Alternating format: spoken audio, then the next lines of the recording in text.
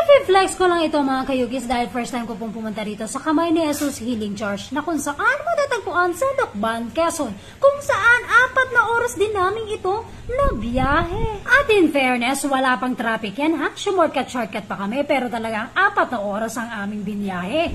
Ganun kalayo pero worth it naman. Pero dahil linggo nga kami pumunta, kaya naman may misa at bago kami pumunta may oras ang pasok dito. At habang umakit nga kami ng hagdan, binibiro ako ng mga kasama ko na bilangin daw namin ang hagdan na ito kung totoong 300 steps. Pero syempre dahil medyo bata pa tayo at matibay-tibay ang ating tuhod kaya pa natin yan kahit mag-back and forth pa tayo ng ilang beses. Pero in fairness, talagang hiningal ako nito paakyat. At dahil sinasabi nga nila na isa itong banal na lugar, dala-dala ko ang isang kahilingan ko na may kasamang pananalig. Pero buti na lang sa pagpunta namin dito ay hindi masyadong mainit.